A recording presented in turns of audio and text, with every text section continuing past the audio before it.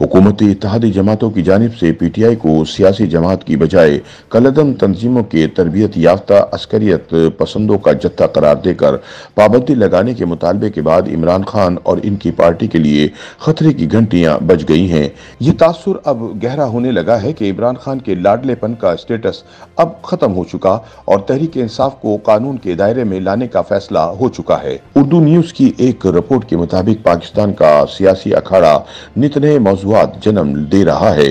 गुज़िश्ता चंद रोज से पाकिस्तान तहरीक इंसाफ पर पाबंदी की बातें हो रही हैं। मुस्लिम लीग नून की चीफ ऑर्गेनाइजर मरियम नवाज ने हाल ही में PTI पर पाबंदी आयद करने का मुतालबा किया है। इस तरह मुस्लिम लीग नून के दीगर रहनुमा भी इससे मिलती जुलती बातें कर रहे हैं, जबकि वफाकी हुकूमत PTI को कलअदम तंजीमों के तरबियत याफ्ता अस्करियत पसंदों का जत्था करार दे चुकी है।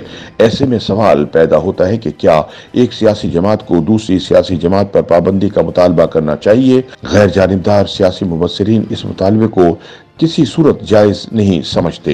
सीनियर तज्जियाकार मुजीबुर रहमान शामी कहते हैं कि किसी भी सियासी जमात पर पाबंदी एक नाकाबिले अमल बात है।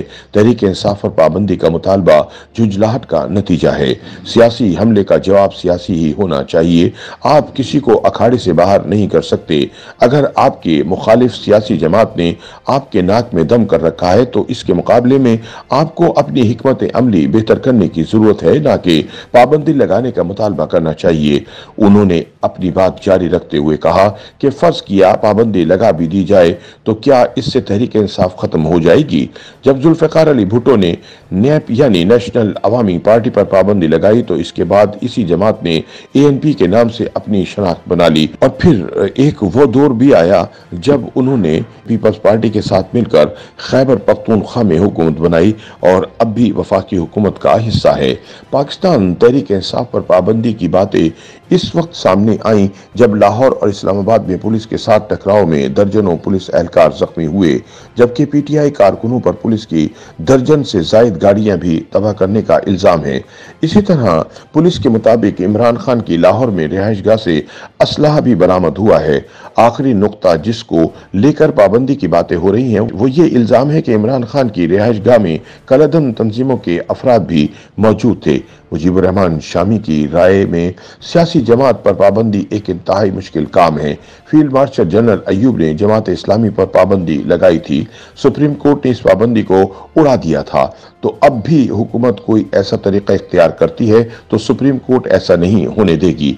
अलबत्ता तहरीक इंसाफ इन तमाम इल्जामात की तरदीद कर रही है और इसे मुखालिफिन का प्रोपेगेंडा करार दे रही है। पाकिस्तान में जमहूरी अमल पर नजर रखने वाले निजी इदारे PLDOT के सरबराह अहमद बिलाल महबूब कहते हैं कि किसी भी जमात को सियासी अमल से बाहर करने से जमहूरी अमल को ठेस पहुंचती है।